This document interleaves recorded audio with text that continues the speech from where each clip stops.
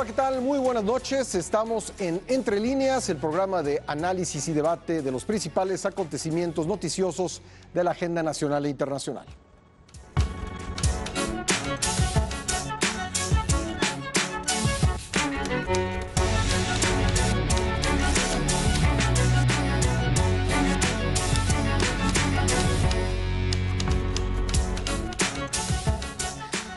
Se cumple ya una semana de las elecciones para gobernadores en el Estado de México, Coahuila y Nayarit, y la disputa postelectoral está sobre la mesa. PRI y PAN en franca lucha en Coahuila, los panistas pidiendo la anulación de la elección, aunque ya se ha computado el 100% de los votos, y el PRI por su lado defendiendo su triunfo con todo. En el Estado de México, los números a favor del candidato priista y Morena en su exigencia del voto casilla por casilla. Solo en Nayarit, el triunfo de la alianza PAN-PRD está más que consolidado. ¿Cómo leer entre líneas estos resultados? Es el tema de esta noche y yo saludo en esta mesa a Martín Espinosa. ¿Cómo estás, Martín? Hola, Pascal. A todos, muy buenas noches. Francisco Garfias. Pancho. ¿Qué tal? Muy buenas noches. José, buen día. Pascal, todos buenas noches. Y Gerardo Galarza. Buenas noches, Pascal. Buenas noches a todos. Bueno, Pancho, permíteme comenzar contigo. ¿Cómo ves lo que ha ocurrido en esta semana desde que fueron a votar pues, varios millones de mexicanos en la elección en 4 estados? Bueno, de entrada te diría que el conflicto postelectoral se perfila mucho más difícil, más enconado, en donde no se le esperaba, es decir, en Coahuila. Todo estaba focalizado en el Estado de México, todo el mundo tenía sus baterías puestas ahí, todos los recursos fueron a ese estado, prácticamente no hubo gran cobertura de las demás, parecía que no pasaba nada en los otros estados, y hoy Coahuila le gana los principales espacios al Estado de México en todos los noticieros de radio, televisión, en la prensa. Ahí estoy viendo ya un conflicto postelectoral muy preconfigurado. ¿A la antigüita? A la antigüita, como el que tú y yo vivimos en San Luis Potosí, sí. Hace ya, que fue en el 92, Pascal, no te 91, quiero... 91. No, 92, sí. No te quiero recordar cuántos años tienes, ¿verdad? Pero fue en el 92 que estábamos chavitos. Gerardo Galarza estaba ahí también. Perdón. La gente ya salió a la calle, han tenido una de las manifestaciones más importantes jamás vistas en Saltillo, por lo menos es lo que dicen los de oposición, y ya los partidos se salieron, abandonaron el conteo, los 5 candidatos también abandonaron el conteo. Hay una declaración durísima de Humberto Moreira en contra de su hermano Rubén. Por hacerle ya nada más falta que Humberto se una al frente por la dignidad de Coahuila. Sería una gran nota, porque está llamando a hacer una concentración para protestar por el fraude electoral. Es decir, estamos viendo cosas ahí que un poquito ya más en serio estamos, que pudiera escalar si no se echan a andar los mecanismos para lograr una negociación política que creo, por lo que me han deslizado por ahí, que ya están en marcha. Gracias, Pancho. Pepe, quizá lo que estamos viendo en el caso de Coahuila, donde hay una evidente unidad de la oposición, no para las elecciones, sino ya en la etapa postelectoral, es que ha ganado el partido en Coahuila y en el Estado de México, el partido más rechazado por la mayoría de los ciudadanos. Y bueno, pues evidentemente quien gana con 30 y tantos % de la votación, pues tiene a un 60 y tantos % en contra. Estamos viviendo una atomización del panorama electoral. ¿Es un poco por ahí lo que está ocurriendo, por lo menos en el estado de Coahuila? Bueno, sin duda eso incide, pero creo que es bastante evidente si uno va siguiendo los señalamientos que ha habido en el Estado de México, que ha habido en Coahuila, y es, digamos, la cantidad de denuncias por prácticas irregulares en el Estado de México, y en el caso de Coahuila me parece que han sido todavía más fuertes. A ver, pero déjame hacerte una provocación con esto. Según la información que tuvimos, el día de las elecciones hubo 1000 incidentes, alrededor de 1000 incidentes. Son 35,000 casillas. de lejos eso es una gran cantidad de denuncias, ¿no? Bueno, digamos que durante la campaña esas fueron las incidencias de la jornada. Durante la jornada, pero hay cosas importantes como por ejemplo el comportamiento atípico reconocido por el propio Instituto Nacional Electoral del cómputo el día de la jornada, en la que se paró cuando llevaban 70 y pico %. Hay también señalamientos muy claros sobre las deficiencias que había en las boletas electorales, en las que el diseño que hizo el OPLE, el órgano electoral local, era confuso y daba lugar a que los votos asignados a distintos partidos pudieran confundirse. Y además se aprobó una hoja de votación en el que las combinaciones para votar a los partidos por las alianzas te las elevaba a niveles infinitos. Es decir, estabas frente a un zuco. Hasta donde entiendo. Yo agregaría un dato que te falta importante de esa elección de Coahuila. Sí. El conteo rápido le dio el triunfo al del PAN, a Memo Anaya. Cuando hasta el conteo día de la rápido, el jornada, mismo sin duda, ahí está otro de los elementos. Hay muchos elementos de sospecha. ¿Qué pasa antes? Antes, lo que tú puedes argumentar o llevar a una impugnación en el caso del Estado de México y en Coahuila, ¿qué sería? Inequidad en la contienda, por ejemplo. No necesitas incidentes en la jornada, aunque, por ejemplo, en el Estado de México ha sido el caso. Probar la inequidad en la contienda es complicado. Aunque ya se ha logrado, en el caso de 2 veces en Colima y 1 vez en Tabasco. Nada más. Sí. Tabasco 2000, 2003 Colima y 2015. En este sexenio. 2015. En el pasado se logró, pero Sí. por otros métodos. Exacto. Sin embargo, ahí están los señalamientos de Coahuila y otra diferencia importante es, en efecto, lo que comentaba Pancho, la parte, digamos, política. Hoy no tenemos ningún frente impugnando o sumándose en el Estado de México. No es el caso de Coahuila, en el que seis partidos se levantan de la mesa, incluso antes de que termine el cómputo distrital, antes de que se hayan contado los votos, para decirlo claro, y dicen, esta es una elección, y convalidan la crítica anterior de elección de Estado. Cuando empieza a hablar desde la campaña, y lo dijo el PAN, señaló el candidato del PAN, Anaya, los comicios de Coahuila, dijo, ahí hubo una elección de Estado. Cuando tú dices elección de Estado, que son los supuestos por los que se anularon las elecciones anteriores, es porque estás prefigurando no solamente los incidentes de la jornada, sino el que puedas impugnar por falta de equidad en la contienda. En este momento no sabemos exactamente por qué van a ser las causales de impugnación. Sabemos que Morena, sabemos que el PRD lo va a llevar al Estado de México, sabemos que el Frente Opositor va a impugnar en el tribunal también el caso de Coahuila. Sin embargo, ¿cuál va a ser el supuesto y cuál va a ser la causal? Eso no está claro. Gracias, Pepe. Martín, ¿qué estamos viendo? ¿Estamos viendo una elección de Estado con múltiples factores de defraudación electoral, o estamos viendo, por otro lado, a partidos que son malos perdedores, que no saben aceptar cuando son derrotados? Yo creo que se conjugan las dos cosas. No podemos hablar puramente de que los candidatos y sus partidos se ponen en una actitud a rajatabla de rechazar cualquier elección siempre y cuando no la gane yo. Es decir, necesito ganar yo para que la elección valga y para que la elección haya sido limpia.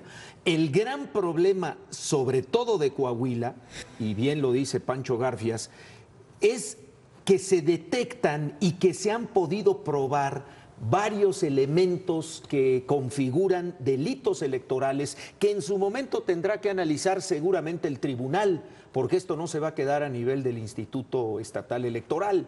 Es decir, por un lado tenemos viejas prácticas que de repente aparecen otra vez en este siglo XXI en un proceso electoral cuando pensamos que ya estaban superadas. Y ahora vemos que también los candidatos, algunos con razón y otros sin razón, impugnan una elección. Me refiero ya en conjunto a lo que pudo haber pasado en Coahuila o pudo haber pasado en el Estado de México. Es decir, yo creo que es una mezcolanza y eso es lo que lo hace más complejo en este 2017, que no nada más es el hecho de que si no gano yo, nadie gana, o tiro las barajas de todos para que se vuelva a realizar el juego y vuelvan a repartir las cartas, o estamos viendo elementos también del pasado que yo pensaba o pensábamos que ya estaban superados y que estamos viendo que han regresado otra vez a la práctica de la vida político-electoral de nuestro país. Gerardo Galarza. Yo agregaría a esto que dice Pancho García y lo que dice Martín. Uno, la capacidad, la gran capacidad que tenemos los mexicanos, todos, políticos, sus partidos y los ciudadanos, de pervertir las instituciones. Aquel llamado al mandar al diablo a las instituciones no era necesario, yo estoy convencido. Las mandamos al diablo tranquilamente. Partimos de no tenemos ninguna confianza en nadie, ni en unos ni otros, ni en las instituciones. Evidentemente hay un regreso al pasado en el caso de Coahuila, pero también hay adelantos que los mexicanos nos los dimos por mucho tiempo, por luchas de muchos mexicanos que lucharon por ello y que no respetamos. Es decir, las instituciones electorales, los 5 que estamos aquí, las conocemos porque las vivimos las anteriores y vivimos la construcción de estas. Son instituciones que fueron creadas casi contra el fraude. Cuando se crearon todos los órganos electorales, los actuales y los anteriores, y los anteriores y los anteriores, llevamos 5 o 6 órganos electorales en menos de 20 años. Pues te diría que sin el casi. Bueno, siempre, después de cada elección había una reforma electoral para impedir la entrada por aquí, para impedir la entrada por acá, por allá. Y nunca confiamos en ellos, salvo la elección que encabezó aquel IFE que presidía José Wondelberg, ¿no? Y creo que ahora ya, si le empezamos a buscar, habrá quien diga que tampoco fue ese IFE equitativo ni justo. A mí me preocupa eso. En Coahuila, como en el Estado de México, como en cualquier elección, lo sabemos los que estamos en las mesas, los partidos deben tener representantes en cada una de las casillas y en todos los órganos electorales. Tienen que tener los documentos, tienen que tener las firmas de todos sus contrarios, es decir, las actas de casilla. En Coahuila sí hay un atraso. ¿Por qué? Porque sabemos que hay un 28% de paquetes perdidos, aparentemente robados por las policías del gobierno estatal. Eso dice el PAN, Anaya, aparentemente, y que se abrieron los paquetes y se modificaron. Si así ocurrió, el PAN debe tener las actas originales de esas casillas. Y las de los otros candidatos. Y las de los otros partidos, ¿no? Y los otros candidatos. ¿Por qué no han enseñado esas actas? ¿Por qué no se han enseñado? Yo no estoy defendiendo que no haya habido fraude. Ojo, seguramente lo hubo, porque los conocemos. Pero los partidos también tienen la obligación de probar lo que acusan. Y esto ocurre. El señor Anaya en Coahuila debe tener sus propias actas de ese 28% que faltó de contar. Y ese 28% de los demás partidos y los demás candidatos también lo tienen. Es decir, si aparecen 5 o 6 actas iguales y solo la que está en el órgano electoral es diferente, pues ahí hay una prueba evidente de fraude y el Tribunal Electoral tendría que reconocerlo y por lo menos la cifra ya son 28%, la que se está manejando, es más de lo que requiere la ley para anular la elección y hacer nuevas elecciones, ¿no? En lugar de lo que me preocupa a mí, de la famosa negociación política. Yo sé que la política es negociación, pero un resultado electoral no se debería de negociar. Claro. El único resultado electoral que puede ser es el que salga de las urnas. Pero lo que se está negociando es tratar de evitar que haya un conflicto postelectoral. Y ahora, en cuanto a lo que tú dices, no es que los mexicanos le faltemos al respeto a las instituciones de las que nos hemos dotado. Yo creo que en el caso concreto de Coahuila, el que se faltó al respeto fue el órgano electoral local. Porque tú no puedes decir es parte de nosotros. Como 100% un resultado cuando no has computado de 30% de las actas. Es parte de nuestro sistema, no son aparte, es parte de México. Contaminó terriblemente la elección. Es creíble lo que dijo el instituto en el sentido de que había paquetes electorales como 500 y tantos que habían metido los presidentes o las mesas directivas el acta dentro del paquete. Sí, es creíble. Y que en otros 400 y tantos no estaba legible o había inconsistencias de sumas en las actas. ¿Es creíble esto o no? Quien estamos aquí porque esa es la explicación que han dado. Quien estamos aquí lo hemos visto porque hemos cubierto procesos electorales, porque el presidente de la casilla se empeña en que el acta debe ir adentro y aunque nomás se opongan, él es el presidente y lo mete, o todos lo deciden que tiene que ir adentro porque cómo va a ir afuera, se vaya a romper, se vaya esto, y lo deciden en la casilla los funcionarios de casilla. Se debe a una mala capacitación. Sí. Quien suma mal y después no salen las cuentas y todo el mundo le firma también. Sí hay inconsistencias, están previstas por la ley. En el caso de cuando se pongan las actas adentro, se abre el paquete, se saca el acta y se computa. Y los demás partidos tienen, todos los representantes de los partidos tienen una copia de esa acta. Copias mal hechas, sí, porque no apretaron lo suficiente para que la copia salga legible. Sí es, no sé el número, pero evidentemente yo por mi experiencia de reportero en procesos electorales, sí hay ese tipo de inconsistencias. Pero por mi experiencia en coberturas electorales hay muchas mañas también. No, yo no hablé de ellas, pero por supuesto que sí. Las mañas de decir, de abrir paquetes y meterlos. Yo en esta semana pasada, junto con dos excelentes periodistas mexicanos, el reportero Francisco Ortiz Pinchetti y el fotógrafo Pedro Valtierra, ambos recordaban el caso de Chihuahua, el gran fraude en Chihuahua que encabezó, hay que decirlo abiertamente, Manuel Bartlett Díaz, como presidente de la Comisión Federal Electoral en ese tiempo, entre otros fraudes, no solamente ese, porque luego del 88 también, y allí se comprobó.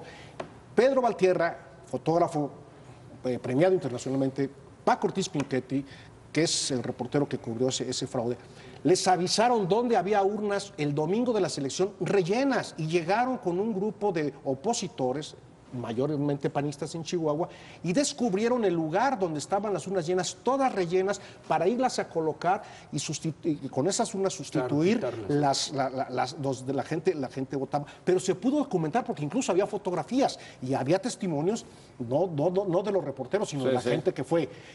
Esos mañas siguen ocurriendo, bueno, y lo intentan hacer. Tienes el testimonio del Partido Joven, como dice en las grabaciones reveladas, que tal y cual y no yo mandé 80 y salieron 3 votos. Exacto. Sí, ¿cómo? O sea, ¿cómo me hacen eso?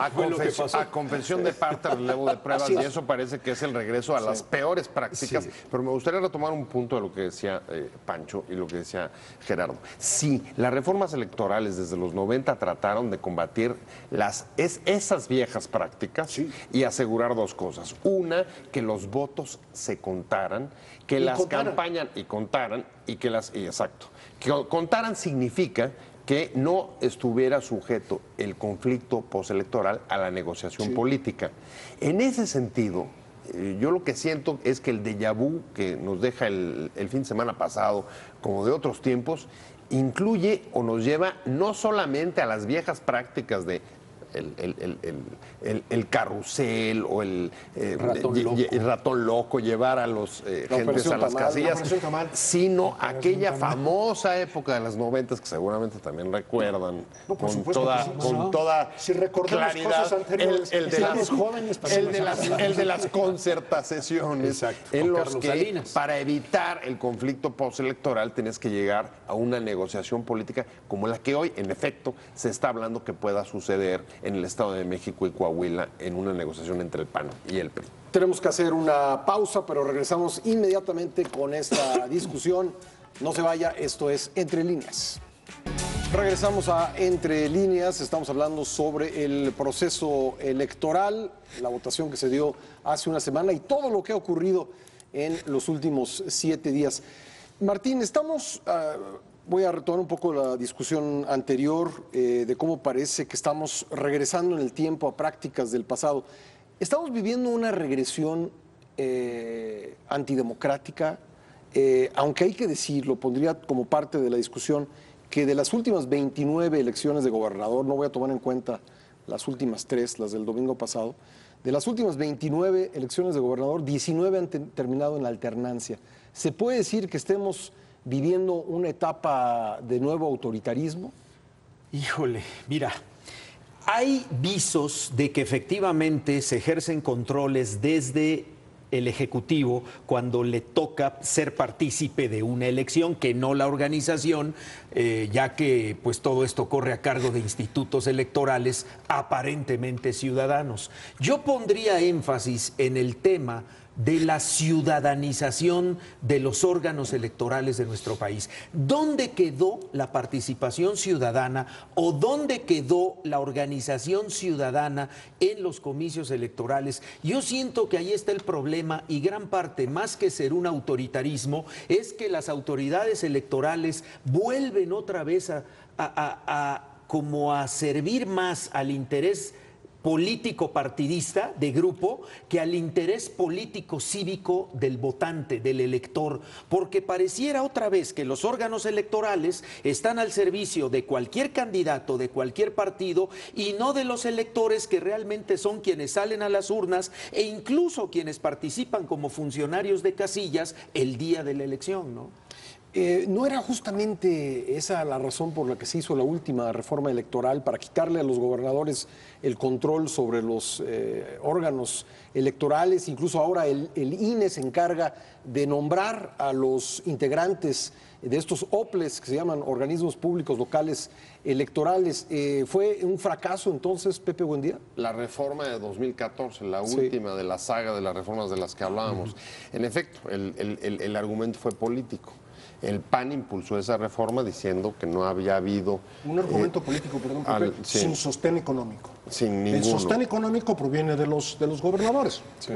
No, el argumento político del PAN era que tenía que haber una reforma y concentrar las funciones electorales en el Instituto Nacional Electoral, porque la alternancia no se había consumado, porque los gobernadores, donde se habrían refugiado los priistas después del 2000, tenían controlados los órganos locales. Exacto. Uno se pregunta, porque además se ofreció que habría mayor certeza, mayor certidumbre, pero también mayor colaboración y mayor coordinación entre el INE nacional y los OPLES de los estados. Y además que en efecto, el gran punto, le quitarían a los gobernadores el control sobre los órganos locales, como tú decías, Pascal, con la selección de los que ahí pusieran. Sin embargo, el presupuesto y el mantenimiento de los OPLES locales sigue estando bajo el control de los gobernadores. Creo que incluso estamos peor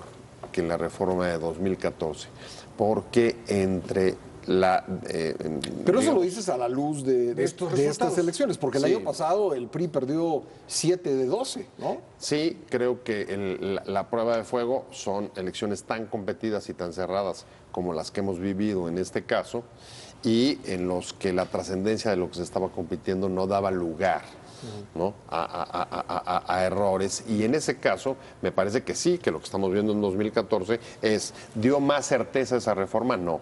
¿Creó mayor coordinación entre los estados? Tampoco. ¿Estamos seguros de que los gobernadores dejaron de tener control sobre los locales? Menos. Sin embargo, las responsabilidades se diluyen entre el nacional y los locales. La bolita de repente queda en, pues, quién sabe quién es la bolita. Lo hemos visto en el papel que ha jugado, por ejemplo, el INE, haciendo algunos comentarios casi exhortos, a pesar de que hubo candidatos, y estoy hablando de Anaya, que pidió, dadas las irregularidades que venía percibiendo, que venía encontrando en Coahuila, que fuera traída la elección. Lo hizo también Josefina en el caso del Estado de México, y la respuesta del INE fue, no, pues es que nos lo dijeron muy tarde. Eso no. Sí, porque además hay plazos, Pancho. Decías tú que a la luz de estos resultados, ¿no? Acuérdate que en Chiapas corrieron a todo el órgano electoral local. Sí, por este tema de la falsificación de las actas. Y... Hubo un asunto del verde ahí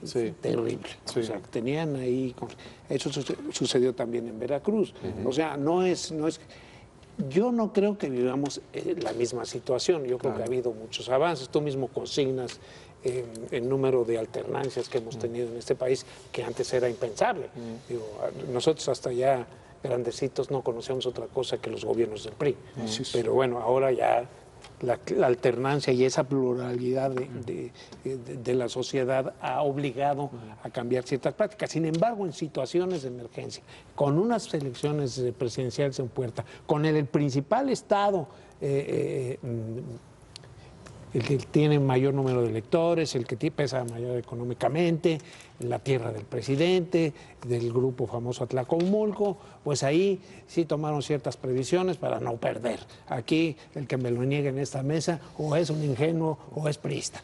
Pero eso por un lado. Por el otro, el tema en lo que ocurrió en Coahuila, yo se lo achaco más a Rubén Moreira que al sistema en general electoral. Yo creo que ahí Moreira jugó mal, jugó chueco, jugó como quien podríamos decir muchos gobernadores lo han hecho en otros estados, y evidentemente se está provocando ahí un conflicto donde ya está metida la sociedad. Es ahí donde establezco el símil con San Luis Potosí.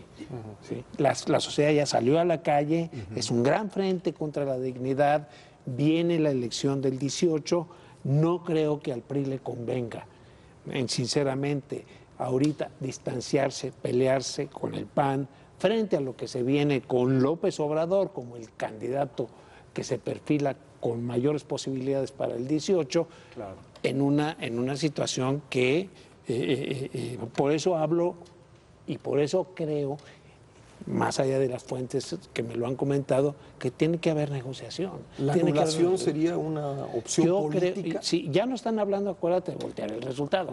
Están pidiendo la anulación de la elección. Se hizo con Preciado y Peralta. Ganó Peralta la primera y volvió a ganar la segunda, pero se hizo y ya el PAN ya no dijo nada. Ahora yo supongo que esto va a desembocar en la anulación y evitarte ya un conflicto mayor. Qué complicado sería porque Colima se jugó en enero del 16, es decir, se anuló en diciembre del 15, se jugó en enero, pero en esta ocasión hacer una elección antes de la federal, la de la presidencial, en enero, o tendrían que esperarse hasta el mes de julio Hacerla concurrente. para hacerla concurrente. Yo no sé cómo funcionaría eso, Martín. Mira, yo nada más antes de entrar a esta parte, también otro signo del avance que yo puedo destacar o detectar en estos tiempos de nuestra democracia es que los inconformes hoy tienen más herramientas ante quién acudir para impugnar una elección. Sí. Hace 6 años o hace 12 años, las movilizaciones que vemos en Coahuila eran el pan nuestro de cada día después de un proceso electoral, sobre todo un proceso electoral complicado como el que ahora tenemos, sobre todo en Coahuila. Pero hoy a mí me llama mucho la atención la posición de Delfina Gómez en el Estado de México, que dice: no vamos a convocar a cierres de calles ni a movilizaciones externas. Vamos a probar y vamos a impugnar y vamos a ir ante las autoridades correspondientes a presentar nuestras impugnaciones de la elección y a ver qué pasa. Eso ya creo yo que es un avance, ¿no? Creo que por lo menos es un rasgo de madurez democrática el hecho de decir: no estoy de acuerdo con los resultados, pero tampoco voy a tirarles a todos las piezas para volver a empezar el juego. Vamos a ver qué pasa, a lo mejor deriva al final en lo mismo, pero por lo pronto te da garantía de que tenemos instituciones que tendrán que estar a la altura de lo que presente la oposición, si es que presenta pruebas reales de que hubo alguna irregularidad, Pancho. Y sí, y ahí un poco agregándole o abonándole a lo que estás diciendo, este comportamiento civilizado, digamos, de la maestra Delfina, pues tiene una razón muy clara. O sea, López Obrador no puede poner en riesgo el capital político que tiene acumulado hacia el 18. Totalmente. ¿Tú te imaginas si bloquean Paseo Toyoacán? Bueno, no te quiero decir lo que va a pasar. Lo que pasaría, ¿no? O que empiecen con manifestaciones diario, o que vengan aquí a la Ciudad de México. Digo, él imagen. Creo que una estrategia. Aprendió de la toma de Reforma. Por supuesto. Y ya tiene que ser mucho más precavido. Por eso el tono también mesurado hasta de él. Sí. Sí, digo, no vamos a reconocer a Madrazo. A Madrazo, a Del Mazo, sí, etcétera. Es un lapsus. Es un lapsus, sí. No vamos a reconocer a Del Mazo, fue una elección fraudulenta, pero de ahí no va a pasar, ¿sí? Cosa que en Coahuila no se perfila. Sí. En Coahuila ya estamos en un conflicto ya perfilado como que escaló, pues, ¿no? A mí sí me gustaría defender la idea de que creo que lo que está sobre la mesa es un grave peligro de involución.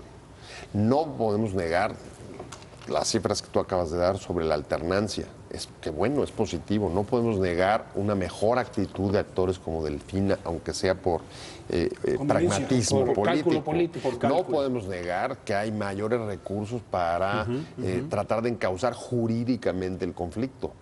Pero tampoco, y este me parece que es el punto que nos deja la elección del domingo, dejar de ver que regresar a prácticas que creíamos idas tan básicas como llevar gentes a las casillas a través de las Pero ahí yo maquinarias pongo un matiz. electorales. ¿Las hace un solo partido o las hacen todos? No, yo creo que todos, está clarísimo. Ese es parte de lo que preocupa de la involución, que todos parecen estar metidos en una lógica de voto clientelar, de movilización a las urnas, que a lo que nos conduce es a círculos perversos en los que los operadores territoriales son los que empiezan a controlar las elecciones, que se vuelven muy caras y que además luego cobran con representación popular y acaban, digamos, cambiando hasta el perfil de la clase política, que es parte de lo que hoy estamos observando.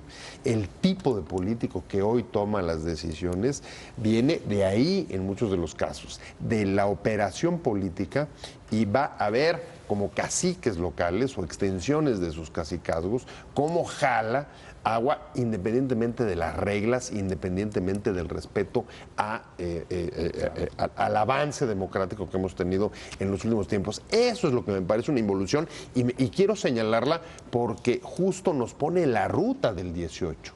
Es esta lógica la que nos va a llevar a 2018. En julio del próximo año vamos a estar discutiendo con distintos actores, pero con las mismas prácticas, la elección presidencial. ¡Wow! Sería muy complicado. No, tengo que decir que estoy frustrante. Absolutamente de acuerdo con Pepe, y eso cuando me refiero de la capacidad que tenemos para pervertir instituciones, para pervertir lo que nos hemos dado. ¿Sí?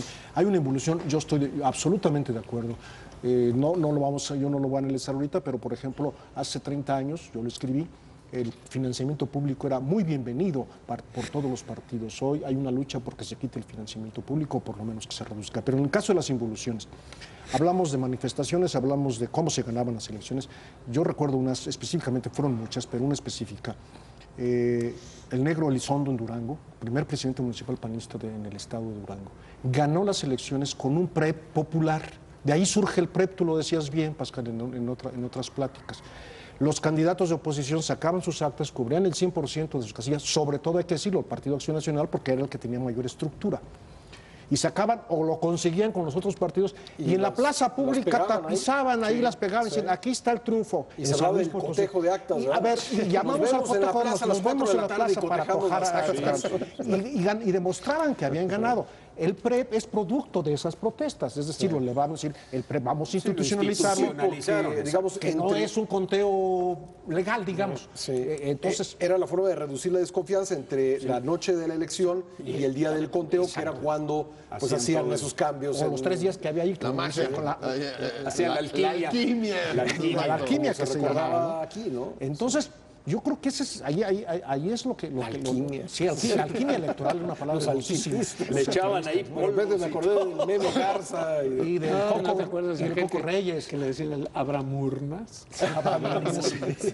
Entonces, esto está regresando y viene a consecuencia, Pancho citó al gobernador de Coahuila, Moreira, a otra vez el enquistamiento, o por lo menos la pretensión de enquistarse y de controlar, como lo dice Pepe Buendía, al sistema político, grupos de políticos que quieren repartirse otra vez el botín.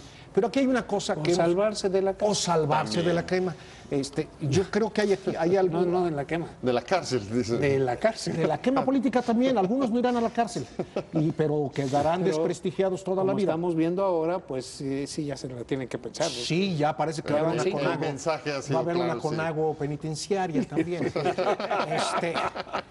Pero, por ejemplo, hay algo que se nos está olvidando, que son los ciudadanos. Pascal hablaba de 35,000 casillas en estos comicios, por más o menos 6 titulares y 6 suplentes. Son como 239,000 personas, más los representantes del partido, que son otros tantos. Participaron, digamos que en números redondos, 1 millón de ciudadanos metidos, y que su trabajo no valió la pena, o por lo menos no se reflejó en los resultados. Segundo, ¿qué estamos haciendo? Por supuesto que yo reconozco, ni soy ingenuo ni soy periodista, pero se puede ver básicamente cómo el gobierno federal intervino en el Estado de México. El problema también somos los votantes. El problema también ahí los partidos tienen que ver qué ciudadanos hemos construido en este país. Un ciudadano que por una despensa cambia su voto. Híjole, Pues si ese es el nivel de nuestros ciudadanos, de la mayoría de los ciudadanos, ese es el nivel de nuestra democracia que tenemos. Pues sí. No, a lo mejor no es culpa del propio ciudadano, porque ese es el nivel de la sociedad. Es el nivel de la sociedad, y entonces tenemos que reconocerlo. La sociedad... Y es el nivel de la necesidad. De la necesidad, sí. Por supuesto que sí, pero como dice Pascal, el nivel de la yo digo el nivel de la ciudadanía que tiene necesidades, que tiene esto, y que cambia su voto por una despensa, por una tarjeta rosa, por un programa de viejitos, por lo que tú quieras y mandes. Entonces, los partidos... Sí, lo que debíamos hacer es construir, todos debíamos hacerlo, los partidos esencialmente, construir una nueva ciudadanía, no solamente nuevas instituciones, sino también nuevos ciudadanos. Yo he escuchado el argumento, y no entre gente con necesidades económicas, de decir, Exacto. mi voto es mío, yo lo vendo al que me dé más. Sí, ¿no? exactamente. He escuchado ese Pero argumento. pudieran ser cuestiones aisladas, pero si tú vas a una colonia popular donde te están ofreciendo, según trascendió, eran 3,000 pesos por voto, por credencial de elector. Ajá. Oye, esa es la tuya y la de tu, pues ya son 6,000 pesos para una familia que tiene o que gana el mínimo, pues eso. Ahora bien, allí también hay a labor de las autoridades, 3,000 pesos. Multipliquemos por los votos. ¿Cuántos votos? Fueron 6 millones en el Estado de México. Pero 6,000 millones de pesos. Vamos, no estoy hablando que le den 3,000 pesos a cada uno de los 6 millones de votantes. Pero la mayoría de esas colonias son los que votan. Bueno, son los principales votantes. Son mayoría. Porque así está construida la sociedad mexicana. Hay que investigar, y las autoridades tienen de dónde salió ese dinero. Pues ¿de dónde crees? Por tus eso, impuestos. por supuesto, entonces alguien es responsable de ese saqueo. Y son los que tienen que ir a la cárcel. Tenemos que hacer una anterior. Yo creo que se presentó algo muy inquietante aquí, una involución, pero sobre la espalda de una población, una porción de la población todavía con muchas necesidades económicas, que es muy endeble ante el ofrecimiento económico para que venda su voto. Es decir, contra eso es muy difícil establecer candados, ¿no? A ver, de acuerdo, pero entonces lo que tenemos que poner en evaluación es el modelo electoral mexicano. Porque si tienes partidos que están generando ellos mismos desconfianza, destruyendo la credibilidad de las elecciones, generando viejas o recuperando viejas prácticas que tratamos de superar, al mismo tiempo que han sido incapaces o hemos sido incapaces de generar una ciudadanía que pueda oponerse a las prácticas clientelares, coincido con Pancho, en buena medida por necesidad. Entonces lo que hay que revisar es el modelo electoral mexicano porque no nos está funcionando. Y la forma en que se jalando. relacionan los partidos con la sociedad. O sea, qué triste que hemos avanzado en instituciones, en institucionalizar muchas de las demandas de la oposición cuando el PRI manejaba la cuestión electoral hace 30 años. Qué bueno que se han institucionalizado. Yo siento que lo que no ha cambiado es la relación de los partidos con el ciudadano. Sigue siendo una relación, y no del ciudadano hacia los partidos, sino de los partidos hacia el ciudadano. Sigue siendo una relación del siglo pasado. Clientelar. Nos siguen viendo a los electores pues como números, ¿no? A ver cuánto me da en voto. Y el ciudadano, que no evolucionó esa relación con los partidos políticos, muchos siguen viendo al partido pues como el gran benefactor que en época electoral pues por lo menos me va a hacer comer durante 2 meses sin tener que pasar penurias económicas. Te va a poner el tinaco, te va a poner el piso. El piso, firme, me va a regalar una te va a vaca, regalar- como lo hacen en el interior del país. La tinacocracia. La tinacocracia, exactamente. Sí, eso es lo grave, pero insisto, ese dinero, todos esos bienes salen de algún lugar, de algún fondo público, que no es precisamente el financiamiento de los partidos, ¿no? Yo no sé cuánto costaron. Los programas sociales. Salen de los programas sociales y que entonces que hay que vigilarlo. Tampoco se pueden suspender los programas sociales porque hay elecciones, ¿no? El problema es que tendríamos que construir un país en donde no se requieran los programas sociales, ¿sí? Sino cada quien con su empleo tenga una vida digna, ¿sí? Nomás revísate las cifras de cuánto fue a dar del total de recursos para programas sociales al Estado de México. Mi propuesta es, yo no sé, hay cifras diferentes de las que lo que se gastó, y cada quien especula sobre lo que se gastó desde el gobierno para las elecciones en el Estado de México. O sea, mi propuesta es que si se sacó de algún fondo público que no debía sacarse, ese funcionario debe estar en la cárcel. Pero, a ver, No por dijiste, delitos electorales, sino porque no cumplió con su función y porque destinó el dinero a algo que no debía hacer. Claro, pero los programas sociales no están prohibidos en No, elecciones. por supuesto que no. Entonces, evidentemente, concentras los programas sociales, no están prohibidos, en donde va a haber elecciones. A ver, pero, a ver. Sí, bueno, pero a ver, ¿cómo los concentras si finalmente son programas permanentes? El programa de ayuda, el programa de ayuda a los ancianos es en todo el país y siempre. Por eso, de tinacos, te estoy hablando de todo esto que se regala. Eso sí, yo creo que eso sí se debe, de prohibir. Eso sí se debe de prohibir. En los lugares donde va a haber elecciones. En lugares donde va a haber elecciones, por lo menos en un determinado tiempo y después de las elecciones también. Pues si te vas a regalar un tinaco, vas a regalar despensas, bueno, no, ¿no te acuerdas que regalaron pantallas de televisión? Sí, por supuesto. A ver, pero es evidente que algo está agotado y algo no está funcionando cuando tú de repente ves que por un lado has generado una legislación y una normatividad electoral súper abigarrada, llena de controles, contra la desconfianza, pero que es incapaz de detectar cuando se rompe, digamos, el piso parejo para competir en las elecciones por la intervención de los poderes federales o locales. Al mismo tiempo, un sistema de fiscalización muy complejo, en línea, bla, bla, bla, pero que no puede identificar o detectar cuentas o contabilidades paralelas de los partidos que hace que puedan salvar el tema de los excesos de gastos de campaña, pero que en la realidad se está gastando muchísimo más. Entonces, quizá estamos en el peor de los mundos. Bueno, tenemos casi dos sistemas electorales paralelos, el de los estados y el federal, cuando de lo que se trataba era de integrar en uno solo. Quizá estamos en el peor de los mundos. Caro, no funciona y además no nos está asegurando ni siquiera salir de lo que pensamos que ya era, como decía Martín, pues una historia del pasado. Pacho.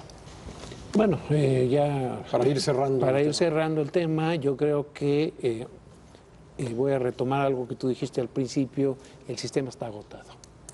Hay que hacer cambios, hay que hacer. El próximo presidente difícilmente va a tener más del 30-33% de los votos. Eso menos el abstencionismo.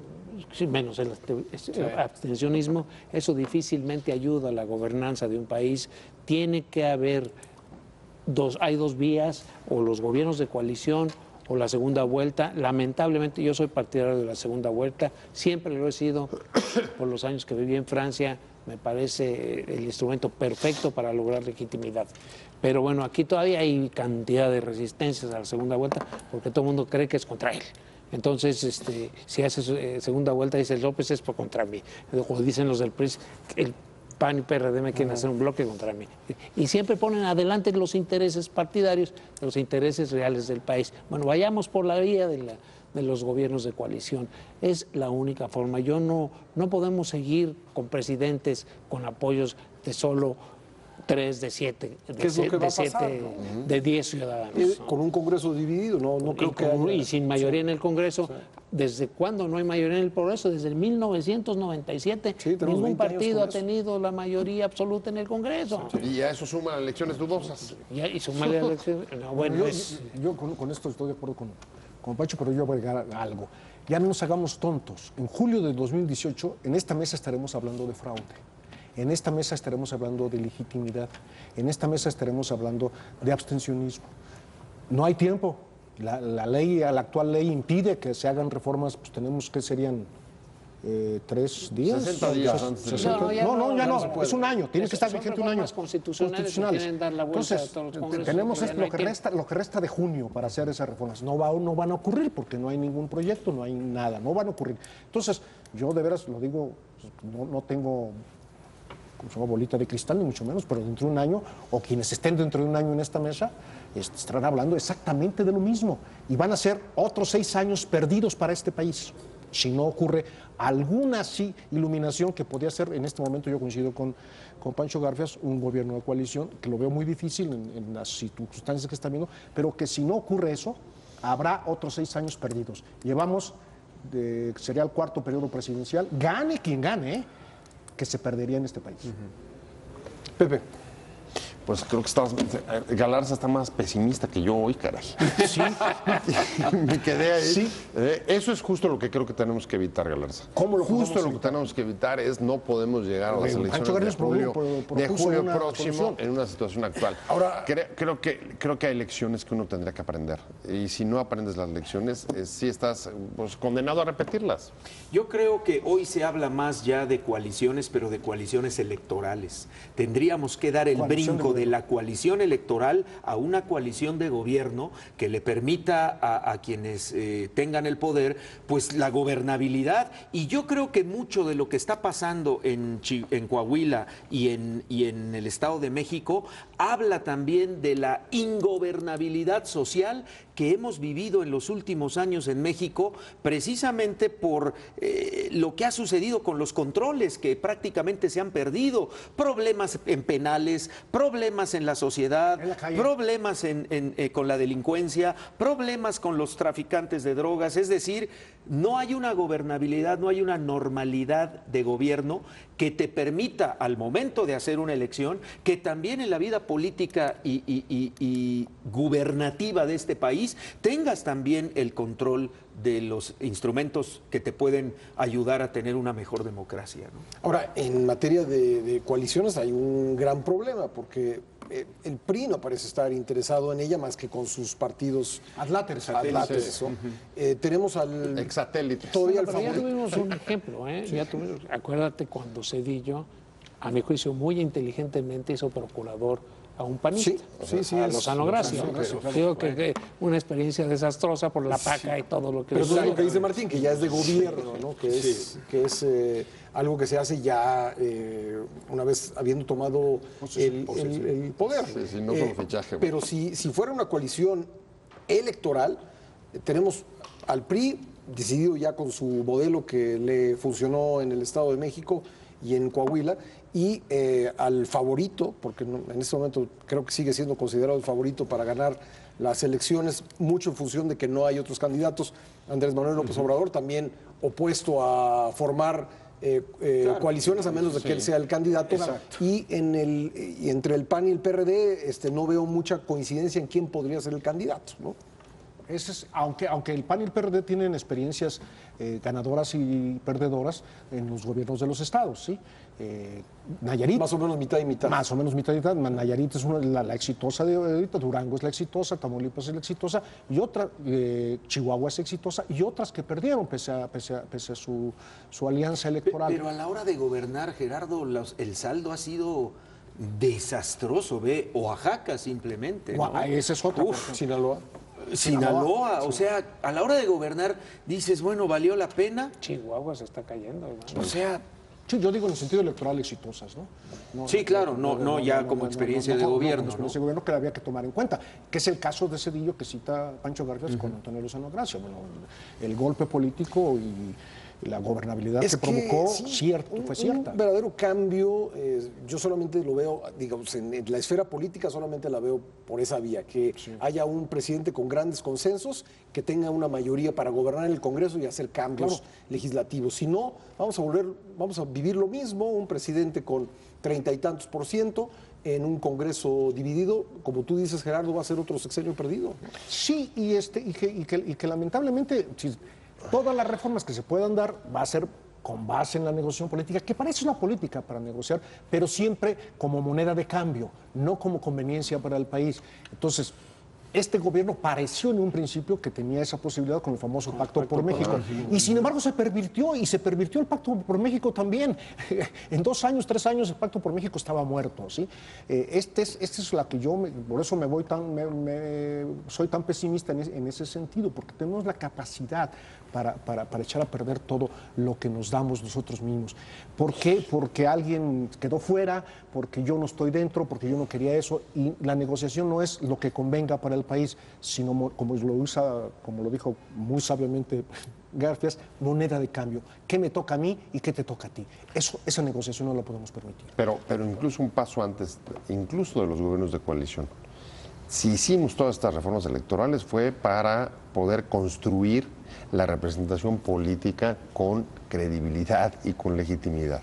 Eso es lo que me parece grave de proyectar sombras y y el descrédito de los procesos electorales, que incluso antes de llegar a una coalición de gobierno, si dudas de la manera en que se construyeron los que llegaron a los cargos, estamos justo, lo que decía Martín, coincido contigo, debilitando, como está probado, como venimos viviendo, debilitando la gobernabilidad del país para poder responder a problemas, y no solo por la falta de representatividad, sino porque tienes un origen en el que nuevamente hay dudas de cómo fuiste elegido. Cuestionado, sí.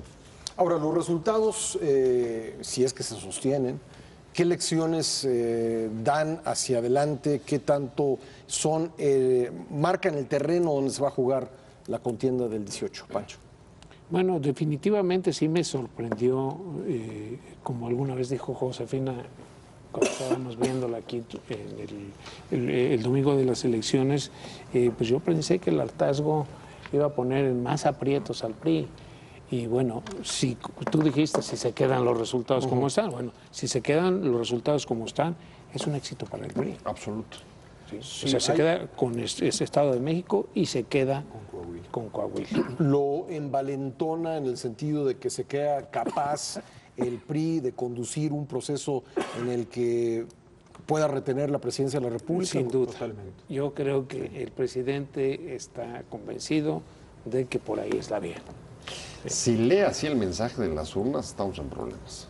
Porque entonces lo que va a proyectar es la manera de ganar y de conservar el poder. Que es atomizar, ¿no? Sí. Dividir. Dividir y apostar a ganar. De Vinci, es lo más viejo que conozco. Sin duda. Y además, el voto clientelar.